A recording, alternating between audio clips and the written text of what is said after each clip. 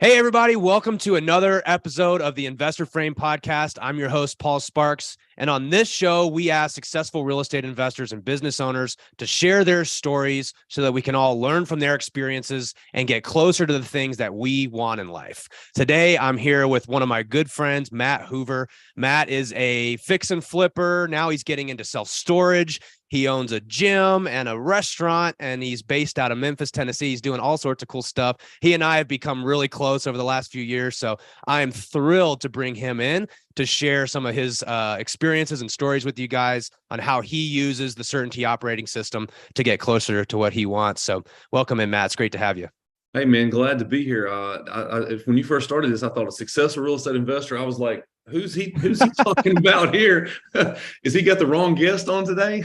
Oh, please. That's your Southern charm right there, being very modest. So, well, awesome, man. We always start this show off just like we start every meeting with the Whale Club and a lot of things that we're doing. You're getting very familiar with this. So why don't you share your 6-word update with us? Oh, man, I like this. I have, since you started us on this, I think I do this a lot more than definitely than when I started doing it, but I find it makes it very, very clear. So my 6-word update for the day is one that I got at Collective Genius CG here recently. A guy said, he says, know what you make, spend, keep. To me, that kind of hit home when he said that. I was like, wow, that's a 6-word update right there. So I've got a ton of 6-word updates that apply to many people that I've heard speak over the last 6 months or whatever. And I appreciate you sharing that with us because it makes you narrow down, get super crystal clear about something. So know what you make, spend, keep. Yeah, man, I love it. So what does that mean?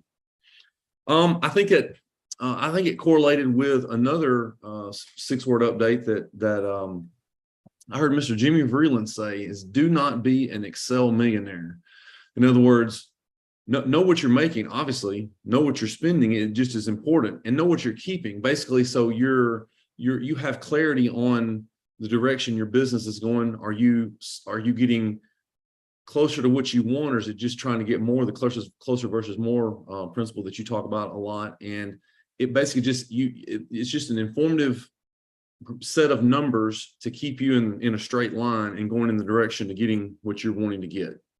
Yeah, I love that because a lot of times we don't pay it. I think the last word that you've got in there, what you keep, is oftentimes what spins it. I can speak for myself. It spun me out for a while. We were more focused on what we made, right? How do we make more money?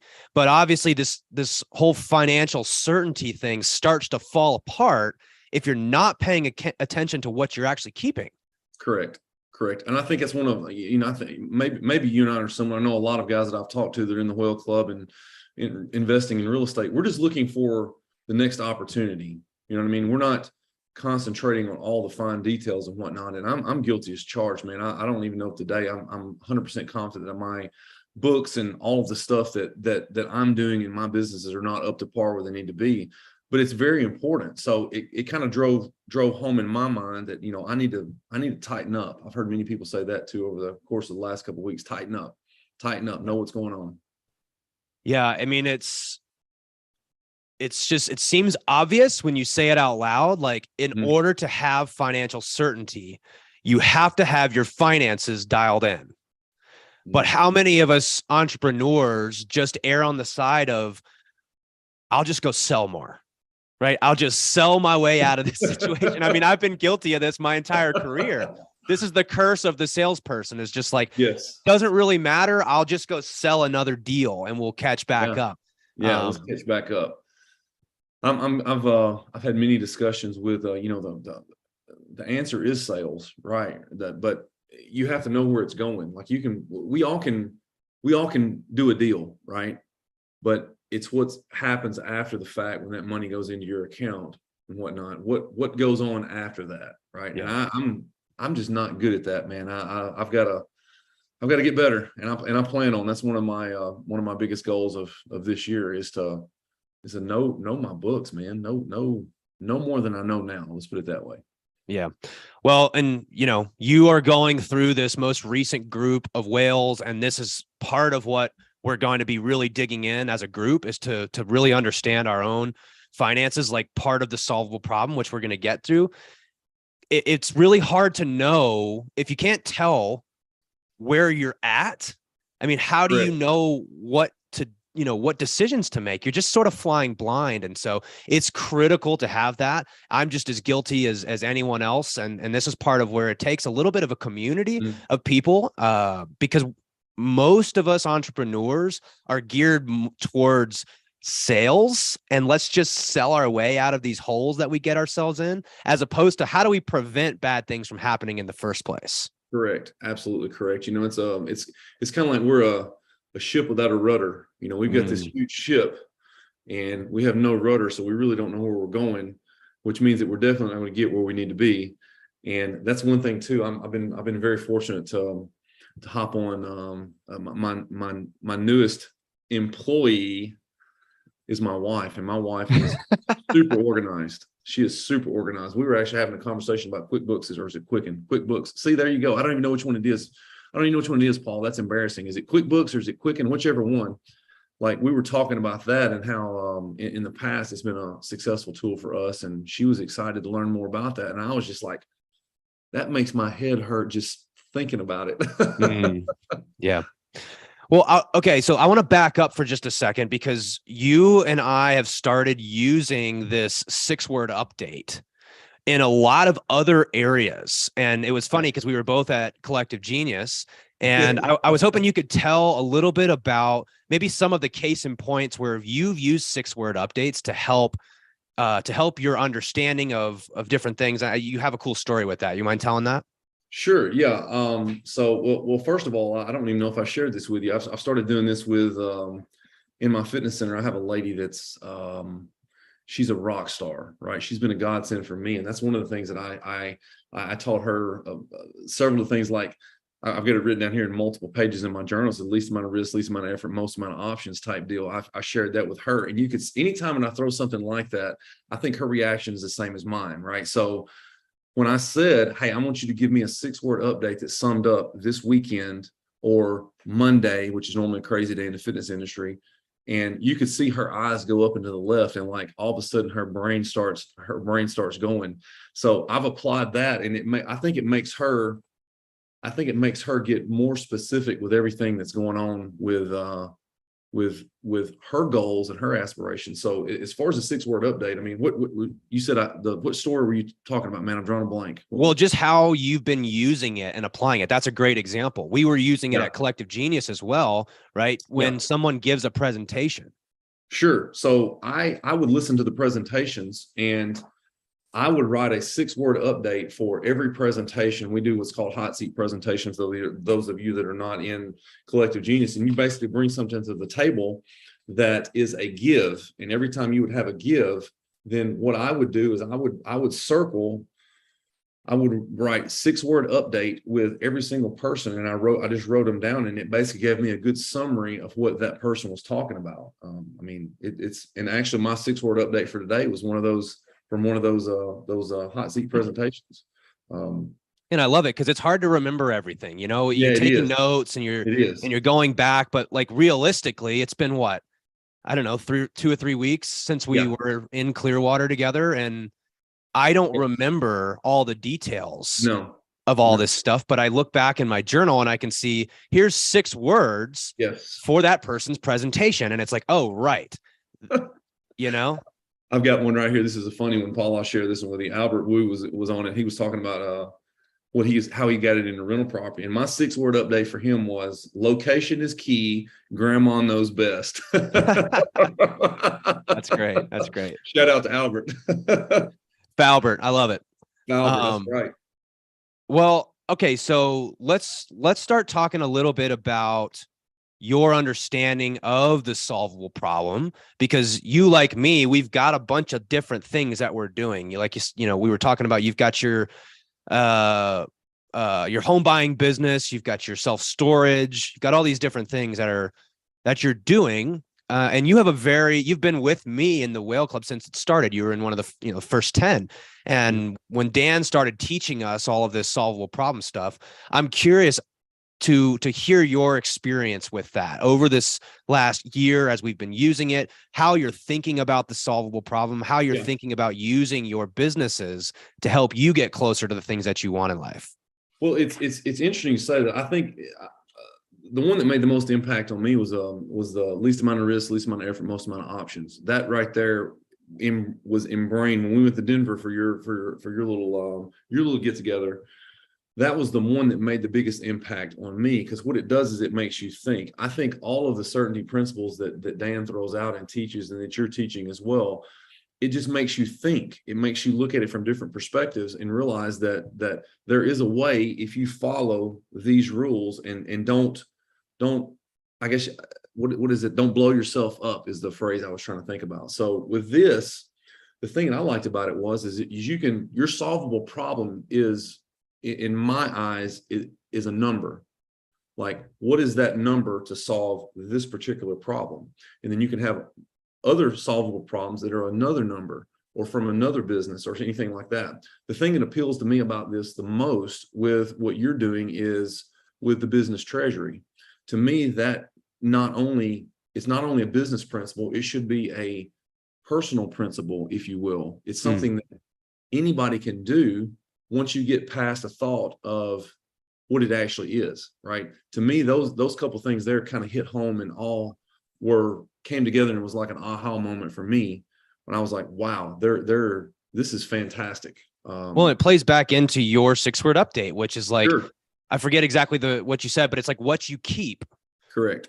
Right. And so when we talk about this concept of the business treasury, which we learned from Dan, and he taught this to some of the top Fortune 500 companies in the world. And now he teaches that to us as small business owners. It's all about what you keep. Correct.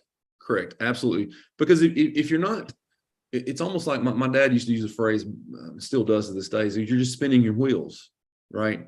You're running wide open, but you're not going anywhere, right? It's the same thing with your finances. If you don't know where that is, then how can you get financial certainty if you don't know the direction you're going, right? Yeah. And I'll be the first one to say that even right now, I don't feel like I'm anywhere I need to be. But I think that once you put it in top of mind, you can take one step toward that and take another step the next day and take another step the next day and just keep going. That's the main thing. I use one of the phrases I use myself is every entrepreneur goes through the fights and the battles, whether it be here or actually outside, is just keep going. Got to keep going. That's the main thing. That's kind of my mantra, is just keep going. You may not know what to do next, but just keep going, keep showing up.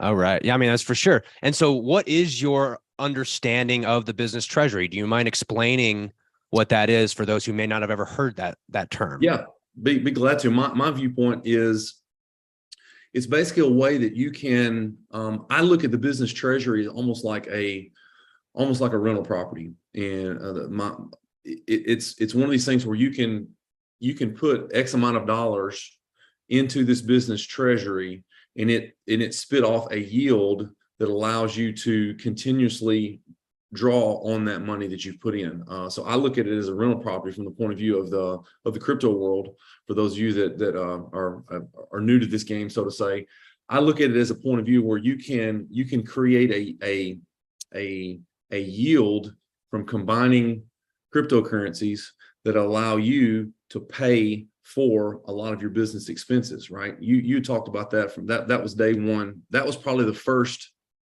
aha moment that I had, where with your business treasury, you're able to pay your employees. So to me, that was like, that is unbelievable that is available now. So I don't know if I did a good job explaining that or not. I just view it as kind of like a rental property that just continuously cash flows, is kind of what I look at. Maybe you could probably explain it better than I could. I think that's spot on. I think I as I've learned more about the treasury, I've expanded my understanding of what it does for us in terms of our solvable problem.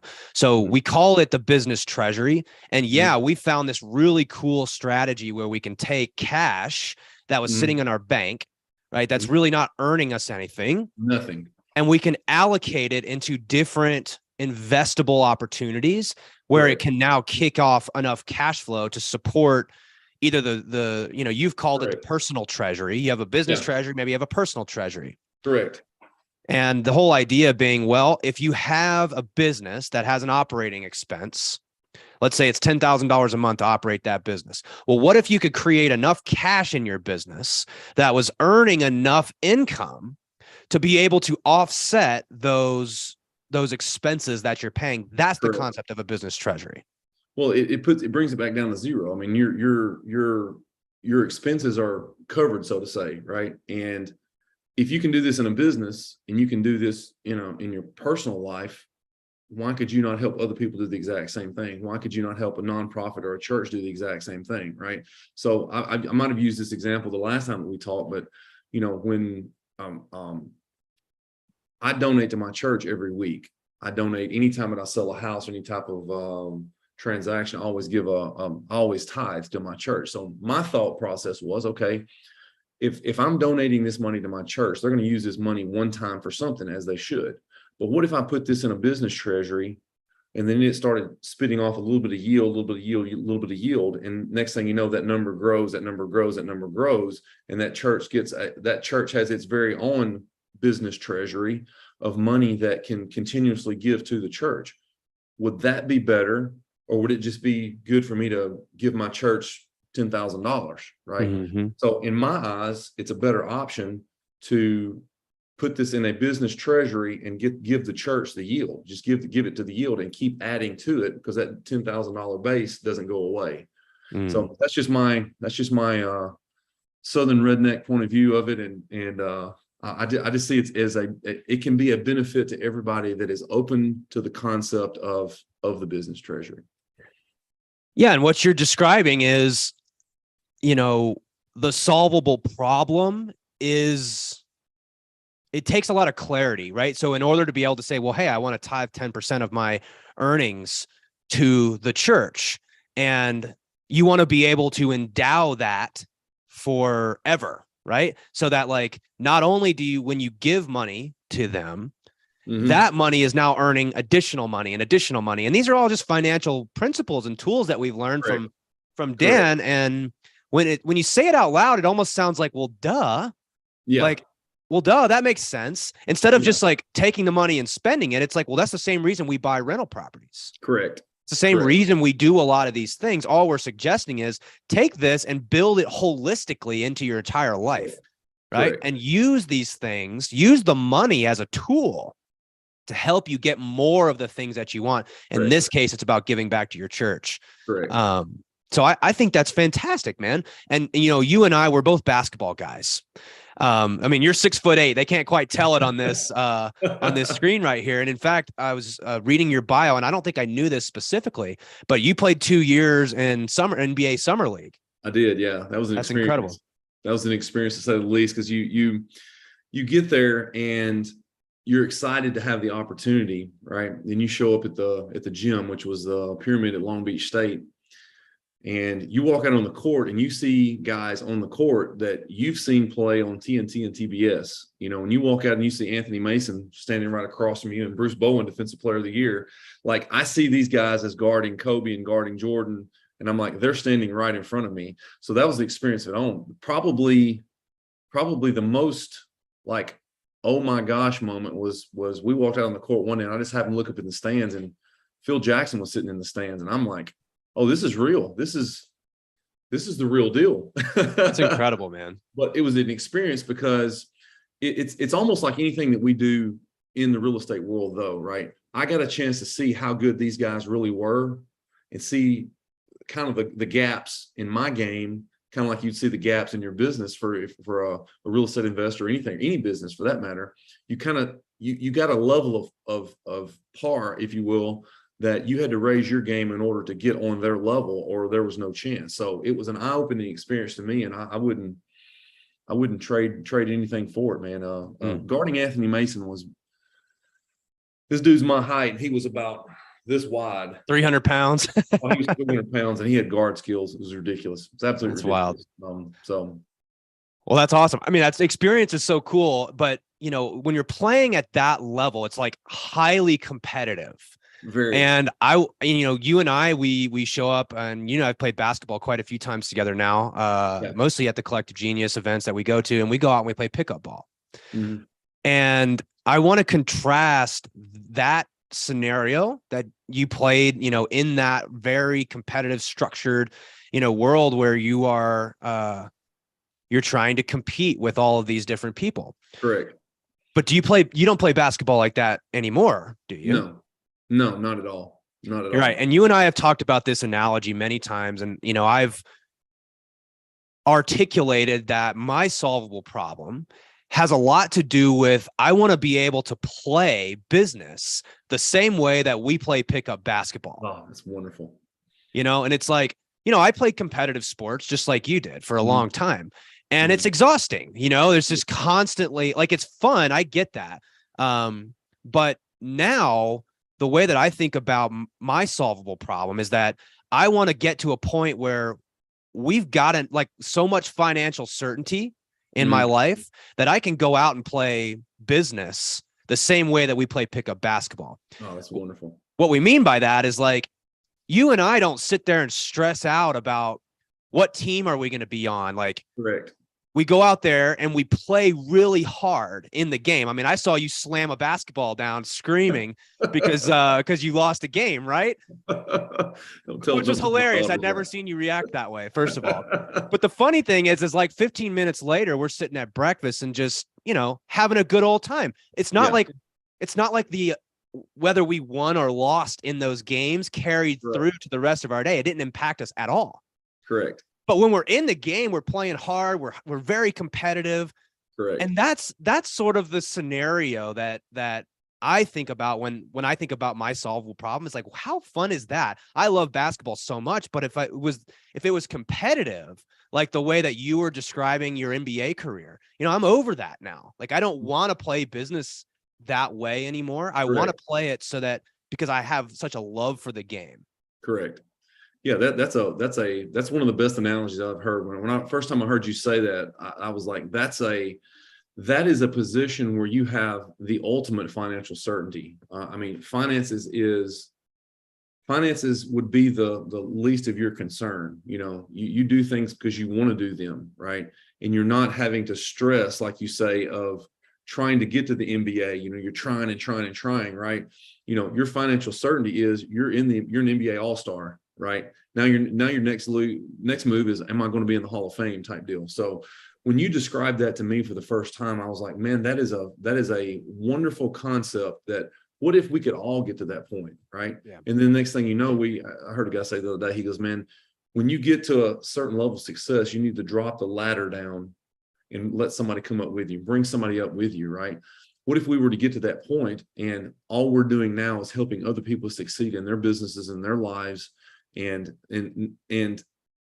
really make a mark on our lives as well as somebody else's life along the way, man. I mean, that's just that'd be the ultimate give, so to say. That's exciting to look forward to that. I don't know. That's exciting. Yeah, it's cool. I mean, let me ask you this, because one of the things I think a lot about is, when I say business as a sport, sometimes I have a little bit of reservations, because I also, what I mean by that is I want to also make a big impact in the world, but I don't feel like I quite know exactly what that is just yet. So I haven't really like stuck my flag in the ground and said, this is what I want to do. Talk to me a little bit about the process of like this moving target. We say the solvable problem as if it's like some fixed, rigid point in the future that never changes, and I'm sure that you can appreciate that, like, you've got two young girls. I mean, I'm sure like 10, 15 years ago, what you wanted in life is very different than what you want now. I'm sure it's reasonable to assume that in 10 years or even 3 years from now, the same things you want today could change significantly. So there's no doubt.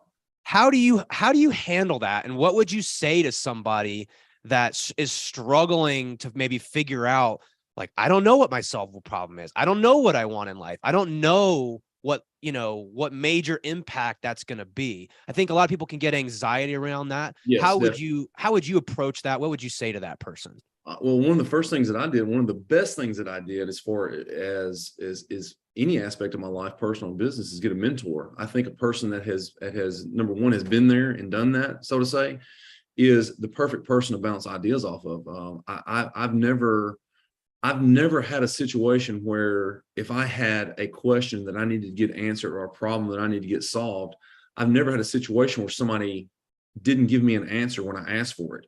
That would be my suggestion, is go and talk to a person that has had a lot of success at some level, whatever aspect of life, business, whatever the case may be, and just start asking them for problems. I think it was Jim Rohn, Tony Robbins' mentor back in the day. He said one day, and I may be butchering this quote, but he says, poor people should take rich people to lunch and just start asking questions, right?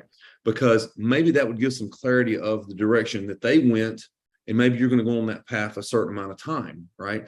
But, before my kids were born, I wanted this and that and the other. I'm a car guy. I like cars. I had all this list of cars that I wanted. And now since my daughters have come along and playing sports now, that completely went away. So in 5 years, oh my gosh, in 5 years, my daughter's going to be driving. Oh, wow. That's obviously things will change from that point of view as well. I think we have to be, as business owners, as parents, as just people in general, we have to be open to some type of change. So the solvable problems that I have now, there's zero doubt in the next 12 months that they're going to change slightly, but there's a 100% guarantee in the next 5 years they're going to change. Yeah. Right. So I just think you have to be open. I think that you have to ask lots of questions, and get the advice of people that have had a tremendous amount of success in whatever you have questions about, whether it be business, whether it be life, whether it be charities, whether it be whatever the case may be, parenting, and just ask lots of questions. That's always served me well. Yeah. And a couple things that you said, I'm going to just take a few notes. Otherwise I'll forget. I have to write stuff down too, man. I know. It's funny. I when I do these podcasts live, when I sit over there and I don't have my, whiteboard here, sometimes it's hard because I'm trying to listen and pay attention, but I also want to make notes about things I want to come back to. So I couldn't agree with you more about mentorship. However, I think that a lot of times what's gotten me in trouble in the past is seeking consensus from the wrong people, right? So we say, well, this person has had success, and so what would you do if you were me? But oftentimes, it takes a really deep, you got to go deeper than just they've had success in business. Sure. Because, well, what's their relationship like with their wife? What's the relationship with their kids like? Correct. What's their relationship like with God, or with, all these other things that you might have that are important to you. And just because someone's made a lot of money doesn't necessarily mean that you've got the full picture there. That's gotten me in trouble in the past. I've also gotten in trouble with comparison. So I see somebody else who's got a successful business, and I start asking them for mentorship. But turns out I'm just erring on the side of, well, they're doing more deals than me. But turns out I don't actually want that business, but I start taking advice from people strictly because they've done well. So how important is it to pick the right mentor to take advice from? And maybe how have you gone about that in the past? I think that every mentor gives you a piece of your own puzzle, right? So I have several business partners that obviously have had success, and they've went about it different ways. I think each person gives you a piece of your own puzzle that allows you to get to your closer versus more type deal that we talk about a lot, right? When you ask for advice, I think it's one of these deals that you have to be open to. Okay, is this something that I can apply to what I'm doing, right? Is this the piece of the puzzle that I'm looking for that fits what I'm trying to do, right? And if it's not, then go to the next person or ask the next question of the next person, whatnot. But that's a great point, man.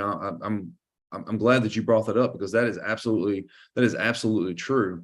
I also think that I take one person example. When I first got into real estate, it was just one of these situations where this man ended up being a mentor to me, and it wasn't planned. I just started asking questions about different things, and he started giving advice about different business things that he had done in the past, and how he had navigated through 2008, 9, 10, 11, 12, and all the downturn that was then. But I didn't take everything that he suggested. What I did was I took little specifics in the real estate world of things that he had done and success with, and I applied those to my puzzle, so to say. And it allowed me to take the next step to meet the next person, which ended up being is a partner of mine right now. I started asking him questions, and he provided another 2 or 3 pieces of the puzzle, and just extended on and on and on, right? And I just think it's one of these deals. It's a personal preference thing on whether you take the person's advice or not, because it may be a great piece of advice, but it may not apply to you. Mm-hmm. And therefore that piece of your puzzle, that puzzle piece doesn't fit in your puzzle, and you need to discard it and go to the next one. And to borrow, I love the puzzle piece analogy, to borrow from the analogy you gave earlier about a ship without a rudder. Yeah. It's like, well, and you also brought up Jim Rohn, and I forget exactly how he says this, but it's not like the wind blows for everyone, but it's the set of the sail. Like if you don't know where you're headed, correct, you've got all these winds, cross winds, and yeah, they might be beneficial to somebody in a different boat that's headed a different direction.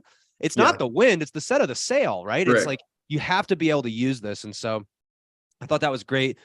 One other thing I want to add is I struggled tremendously with, but I said I was going to do this, and we take off into business and we make these declarations like, I'm going to do this. I'm going to start this business. I'm going to be successful here. Yeah. And man, what is the importance of like giving yourself the permission to change your mind? That right there was huge for me. I used this 2 days ago. No, what is the days? It was last Friday. I was talking with my gym manager, right? And we had changed some things as of 2023 that were different from the whole time that my fitness center has been open. And one of the questions she asked was that what you had said in the past? I said, yes. However, I, being the business owner, reserve the right to change my mind, and being clear with that other person about, hey, this is what's changed. This is what we're going to do moving forward. I know I said I was going to do this in the past. Here's how we're going to navigate through this moving forward, because this is what we need for the business to continue with the success, right? We reserve the right to change our mind in decisions that are helping us, our employees, our family. And I think that's an important, it's difficult because you said one thing, right? And you want to be a person of your word. I'm someone who, by God, does what they say they're going to do. Yes. And I am that. If you tell somebody you're going to do it, you better do it. My dad has told me that all of my life. He's told me that, right? But I also think it's important too that if your ship's running in the wrong direction, you got to change direction of the ship. And without a good rudder, that ship is going to run aground, right? It's the same thing in business, right? You have to pivot, especially when you find something that works or find something that is working. And it may be a little bit different from what you were doing in 2022. So 23 is a different year, different time. Something else is better. I reserve the right to change my mind in the direction I'm taking my fitness center or any business for that. And I think that's important for a person not to just say, I'm going to do this or come hell or high water. You have to be able to make adjustments. You have to be adaptable. So I think that's spot on. Great. That's a wonderful point that every person should consider in anything that they're doing. Do I reserve the right to change my mind in this situation? Yeah. Well, and our plans are just our best estimation of Correct. Reality, the future reality. And when presented with new information, I mean, who in their right mind, when presented with new information, like this no longer makes sense now that we've gone out and engaged? I mean, is that really someone that you want to follow? Someone who refuses to change their mind when presented with new information? Absolutely not. No. But we tell ourselves, but I said this. Well, guess what? I made my best estimate of what reality was going to be at the time with the information that I had. It's a good thing I've got an operating system that allows me to continuously take Correct. new information in and adjust because our plans are just a best estimation of reality. And That's what makes us good business owners, good investors. And it's the title of this show, The Investor Frame. Knowing what I know now, would I still choose to opt into this? Would I still choose to own this business? Would I still keep this rental property? Sure. Knowing what I know now, would I hire this employee again? If the answer is no, then you have to ask yourself, okay, well, what needs to change either in order to make that so? And if we're not willing to do that, then we just need to get rid of it. And we need to call it like it is. Yeah, I thought this was a great idea, but it now no longer makes sense. Now that I've got some more information, it no longer makes sense. And the best traders, the best investors, the best business owners know when presented with new information, when to stop doing things, right? Correct. I'll give you a perfect example, man. This happened, we're almost in February of 2023. Right at the end of December, I had a conversation with one of my personal trainers at my gym. This is a big dude, right? Big, intimidating looking guy, whatever. And at the time, the current setup that we had, he was paying X amount of dollars. Well, what I realized is that he wasn't growing his clientele anymore because of a certain setup that we had. So I approached him about changing it up, which was going to cost him more money on a weekly basis, but it kind of pushed him to do a little bit more. Well, he didn't like it, obviously. And I told him, I said, listen, man, I use the phrase, I've reserved the right to change my mind when it has to do with my business. I know this is going to be better for you. I know it's going to be better for my fitness center. And that's why we're doing it, because it will be better. Well, he kind of had a little bit of pushback for about a week. And then next thing you know, he jumped on board with it and realized that it was better for him. And obviously it made it better for the fitness center. And now he has 3 or 4 more clients than he did previously, and everything worked out fine. So I think when a person takes their time to explain their point of view with a person they're dealing with, when they're changing their mind, and say, hey, this is my point of view, this is what we were doing, this is why I think this will be better for the business, for everybody, then I think it's a little bit easier to navigate those difficult conversations than most people just saying, hey, we're going to do it this way, we're changing this up, and that's it, period, end of story, right? Well, Dr. Jeff calls this allegiance capital. Yes. It means like building that in from the beginning, because the risk of not building it in from the beginning is that your team feels like you're jerking the ship around, you know? Correct. So we have a phrase, maybe this is helpful for you. We have a phrase that we talk about on our team. We say on this team, we test and learn. We don't plan and implement. Test and learn. I like that. It means like, yeah, we're going to make quote plans, but our plans are tests. We're testing and we're learning, and then we're going to adjust from there. We're not going to sit here and make this giant plan. Now we do plan. I don't mean to say that. It's just changing the language from saying we're going to test this and learn, and then we're going to adjust, right? We're not going to make this big plan that's fixed and rigid and then go try to implement on it with our heads buried in the sand. We're going to test and learn consistently. And when your team hears that at the beginning of the conversation, now they're prepared for it, right? It's a lot different when you come up to them later and you say, well, hey, I reserve the right to change my mind. They're like, well, okay, I get that. But if you say that on the front end, hey, this is what we're going to do, but if we get presented with new information, I reserve the right to change my mind. And then when you change course later, I've found that little bit of what Dr. Jeff calls the allegiance capital, it makes everything go so much more smoothly. I just wrote that down. That's a fantastic phrase. We test and learn and adjust. I like that. I'm going to implement that. See, Paul, I'm getting all kinds of good gems from you, man. You just need to keep talking. Maybe I just need to sit here and listen to you talk the whole time. This is fantastic. You know, it's funny. All these guys who are telling me all these little things, like they're part of the Whale Club. This is what we do in our community is we collaborate as a group of investors, business owners, real estate investors to use these tools, right? And help us get better, get closer to the things that we want. So correct. Matt, if it's all right with you, let's switch gears towards some strategy talk. And I want to hear a little bit about your business and your barbell. You know, and for those who are listening to this for the very first time, we talk about the barbell strategy a lot inside of our community, the Whale Club. And it's a visual tool that we use. And most of us are familiar with a barbell. You've seen a barbell before. I bet you've never seen weight loaded in the middle of a bar. What we mean by that is when you load a barbell, it's either on one end or it's on the other. Ideally, we want to get things out of the middle. So on one side, we want to take bets that are very reliable, consistent. They're helping us lock in our financial certainty. On the other side, we take bets that have, higher risk. So we take these bets because they have really high upside. But because we take small bets with them, the downside is typically pretty low.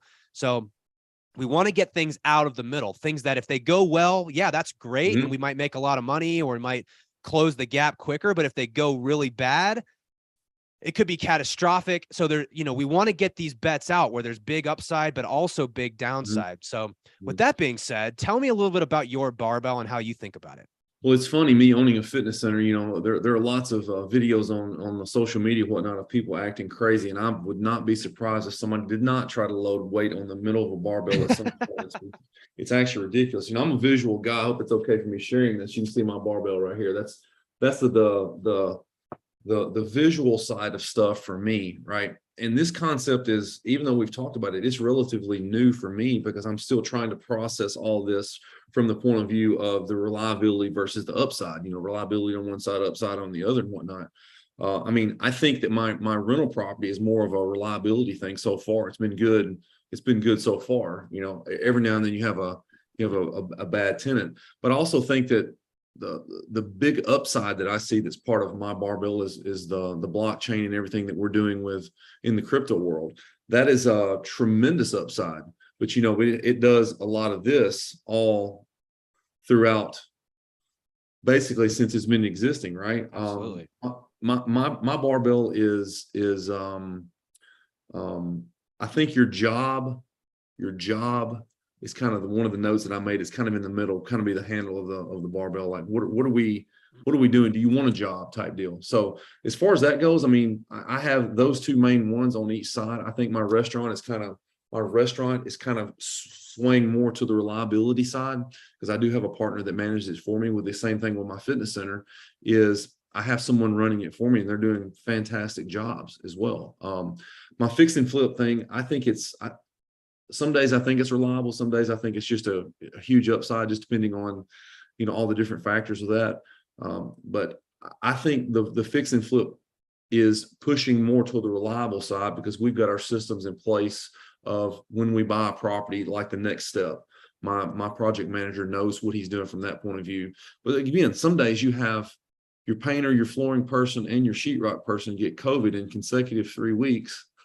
And then you're 3 weeks behind. So all of a sudden you wonder, is it really reliable or what am I looking at here? So as far as my business model goes, I think that it's constantly changing, but at the same time, we're constantly improving it. And that goes back to the mentor side of stuff is that say, hey, what have you done in the past in this situation?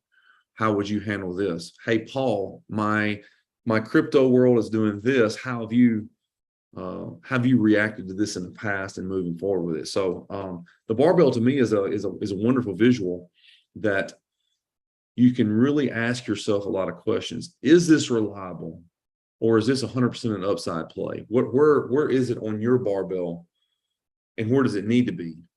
That's kind of my point of view on the barbell.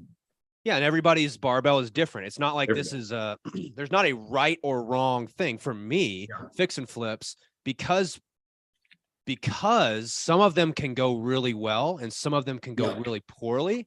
Yeah. It's loading the weight in the middle of the bar for me. Now, say, you were talking about fix and flips. And so it's not like saying that everything that's in the middle of the bar, we just got to get rid of. Yeah. What we're saying is we want to move it towards becoming more reliable. How do we take this business and remove risk from the system? And when I say reliable, another word of saying is like predictable. And I think of it like this, like, do I know how much time every single week this is going to take up? If I know, like, it's going to take this amount of time, then that's reliable. But if I say, hey, it could take me 4 hours a week, could take me 20 hours a week. Some weeks I spend nothing on it. Some weeks I'm spending 80 hours a week, right? I mean, forget about how much money you're making on it. That is highly unpredictable, Correct. unreliable. I think of it in terms of somebody, let's say, that has a W-2 job, and we say jobs are, quote, in the middle of the bar. Well, I agree in some situations. In some situations, I disagree. For someone that has a 40-hour work week and it's always 40 hours a week and they know they're going to take home $100,000 a year, I mean, that's pretty reliable, right? Yeah. You can rely on this. If you put X in, you're going to get Y out. That's what we mean by reliable. Now, ideally, you're working over time to like reduce the amount of effort, least amount of risk, most amount of options, right? Yeah. But it doesn't necessarily mean that just because you've got something loaded in the middle doesn't mean we can't move it to more reliable. And just because it's on the reliable side doesn't mean that we don't spend any time on it.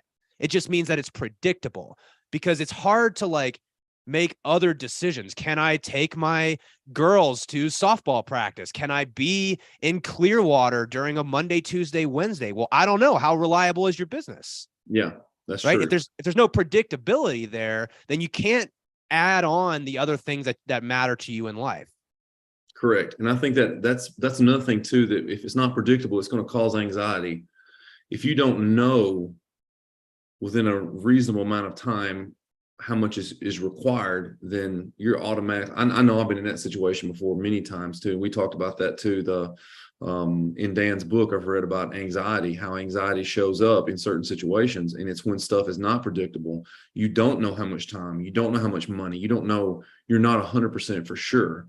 And anxiety plays a big role in many, many areas of your life. And especially with me owning a fitness center, I've seen how that how that can take effect on people's lives and health and whatnot. So from this point of view, I think that becoming predictable in everything that you're doing it eliminates anxiety, not totally, but it eliminates a large majority of your anxiety that most every person deals with on a daily basis. Well, let's talk about blockchain and crypto for a second, because that is about as far from predictable as you can possibly get. I mean, it's totally on the other side of the bar. Yeah. Right. So why are we talking about this?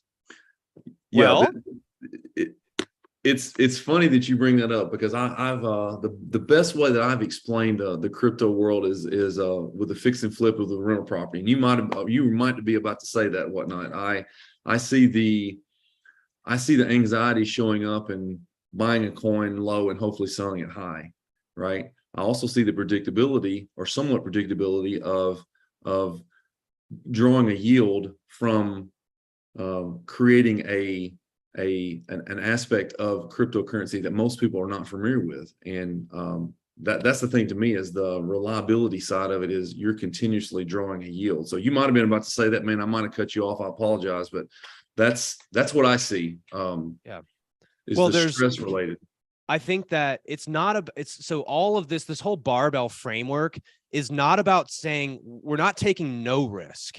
It's about saying, well, how do we remove risk from the scenario, right? And so we talked about the reliable side. And if we zoom out on the big picture barbell, you and I have the same barbells. Yes. It's like on one side, we have real estate.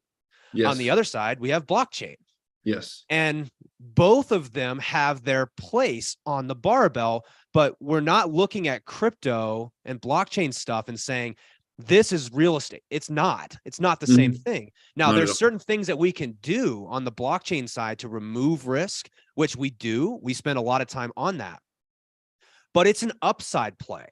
It is purely an upside play. What makes it middle of the bar is when you put in half your stack. Like, let's say you got $1 million in net worth and you put $500,000 of that into crypto. That's the definition of, like, if it goes right, that's fantastic. Great job. But if it doesn't go right and you lose, you just lost half of your money. We know that the charts go like this, like they're all over the place. Correct. So what takes the downside away is, like, don't put that much in. Maybe put like 20 grand in. If you've got a $1 million net worth, you might expose a couple percent, maybe 5% to that as an upside play. Because if it goes right, I mean, there's 10x, 100x opportunities in crypto. Correct. It's kind of like you said, test and learn and adjust, right? Right. That's exactly what you do. Though. You got to test it, see if it's right for you.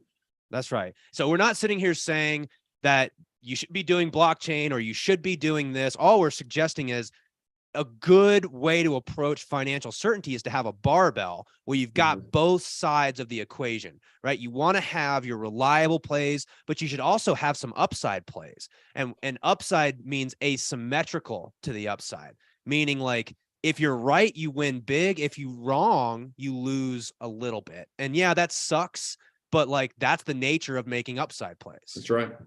That's right. That's 100%. And I think too that being in the whale club, it allows you to test a little bit more. And the reason is because I mean we're all open to asking questions and hey, what did you do here? What did you do there? You get a lot more ability to test things because multiple people are doing it multiple different ways. Hey, this worked for me. Hey, this worked for me. This didn't work as good. Maybe you pivot, so to say, turn your rudder and go the other direction with it. Try something different. I think the Whale Club is a perfect example of a lot of people that are gotten together and have many different directions they're going with their business, but a lot of different ideas as well, where you can bounce ideas off numerous people here in the Whale Club. And it is amazing the feedback you can get. Hey, Matt, why don't you try this? Hey, Matt, why don't you try that? It's wonderful. It's almost like the anxiety level goes down when you're able to talk with people regularly about the direction they're going with their blockchain portfolio and all the things that they're doing. So I don't know. I just see it as a good chance to ask questions. Yeah. Well, and last thing I'll say is that I think real estate investors are plagued with the all or nothing thinking. It's like they're just all in on real estate. I don't I'm not saying that real estate's not an excellent way to build wealth. We're real estate investors for a reason. All that we're saying is that like there are other opportunities worth considering, especially with all this new emerging tech around blockchain and AI and all these things that like it's worth paying attention because you don't need to be right very many times in order to create a lot of upside. Those are bets worth taking, in my opinion. Now, if you're making bets in the blockchain or AI space, where if you're right, you win big. If you're wrong, you lose a ton of money. That's a bet I would say that doesn't fit with our strategy. Don't do that. That's a no-no, right? Correct. I think it's one of those things that a lot of people, and I like this phrase, blow themselves up in situations like that because they are all or none. And it's one of those, I don't know. I've always thought this was in my view, it's a safe bet simply because it's a long-term play. Right. And again, use the analogy of a rental property. A rental property is I had that same guy that was my original mentor. He goes, man, rental property and real estate it's a get rich slow scheme because it happens over time. It's the same with a lot of stuff that we're doing with the blockchain and whatnot with in our crypto space. It's over time, it continuously grows. And the next thing you know, you're like, wow, I have obtained that goal. I did achieve that goal. I am here where I wanted to be in this amount of time that I set. And it's just a wonderful feeling, man, to know the direction we're going and know that you in your mind, you feel like it is the right direction. It just lowers your anxiety. And I think that's what it's all about. I'm going to throw I want to play a game real quick and we're going to wrap up. Oh boy. I never played this game with you. I mentioned it with Steve on a podcast we did last week. And I want to get your opinion. All right, let's play a game. Let's hear it. It costs $10 to play this game. Okay. You want to play? Sure. Okay. So you can play 6 times. If you win this game, you win $1 million. Pretty cool, right? Yeah, very. Still want to play? Sure. Okay. There's actually an 83% chance every time you play this game that you're going to win. So 83% of the time you bet $10, you're going to make $1 million. You sure you still want to play? It sounds good as of right now. Yes. I don't know. But there is a catch. we we call this game Russian roulette. You're familiar with Russian roulette. Ooh. Wow. Yes, Okay. very. So there's 6 spots in the chamber, and there's 1 bullet in there, right? So if you play this game 5 times out of 6, you're going to win $1 million. 83% of the time, you're going to win $1 million. But Wow. 17% of the time, you're going to blow yourself up. Wow. And you can't play anymore. Fantastic analogy. You sure you still want to play? I'm not sure I want to play, Paul. I'll just be honest with you. That's the bet that we make all the time as investors and business owners. And I mean, crypto is riddled with these types of bets, right? Yeah, for sure. Where, if you're right, you make $1 million and you got an 83% chance of being right, let's say. Yeah. But if you're wrong, you blow yourself up. Is that a game you're willing to play? No. Right? So it's not about looking at the upside. This is what we mean by middle of the bar bets. Yeah, your upside is tremendous, but your downside is blowing yourself up. It's complete, total ruin, and you can never play again. Correct. But we don't pay attention to the downside in most cases. Now, in Russian roulette, it's obvious. We're like, oh, right. And I'm not suggesting that in the bets we make in business, we're talking about death as the downside alternative, right? But the point is like, we don't pay attention to the downside. We just look at it and say, well, if I spent $10, I could win $1 million, and there's an 83% chance of winning. I'm in. Yeah, I'm in. Let's go. Right. It's almost like we do it and we don't get all the details, just like me just now. 83% chance. Yes, let's go for it. Right. That's right. And it's hard to quantify the downside in most cases. It's easy in Russian roulette. We understand what that means. But we make these bets all the time. So the point is, it's all about removing the downside. And as Dan says, if you can just get rid of all the downside, all you're left with is upside. It's amazing. It's amazing. That's another wonderful point that he made on that. If you eliminate all the downside, what's left? That was a question I heard him ask one time. And I was like, upside? And, I was waiting for, some type of fancy or professional response. And he was like, yeah, just upside, it makes total sense. Get rid of the downside. I was waiting for some, we all look at Dan as I think you call him the human computer, right? I was looking, all right, what's the catch? What am I missing? He was just like, upside's left. That's it. Why would we not eliminate all the downside, right? That's awesome. Well, hey, Matt, what is something you want to leave our listeners with today? Maybe a lesson learned in business or in life that you'd like to leave people with? I'm just a big fan of asking, ask questions. That's the one thing that has always served me well. And if you're going to ask questions, don't wait. Go ahead and do it. A biblical phrase that I ask and you shall receive type deal. Doors will open if you ask questions. And if you're not having a door open, you just got to keep asking questions, because eventually a door is going to open for you. But the choice is yours 100% whether you take that first step. When that door opens, are you taking that step? When a door closes, are you stepping out of the way and going to the next door that's going to open? So if I had to leave anything with anybody that has served me well over the years, is that don't wait, ask questions. I like it. Well, Matt, this was a pleasure. Thank you for coming on and sharing your experiences to help us all get closer. Lastly, I got a question for you, right? Oh, for the audience, right? So we do this show called The Investor Frame because we want you to ask yourself, knowing what you know now, what you've heard on this show and what you've heard Matt and I share, what questions do you need to ask yourself? What needs to change in your business, your life, your investments to help you get closer to the things that you want? Ask yourself that question. Thank you again, Matt, for joining us. For everybody else, we'll see you guys on the next episode.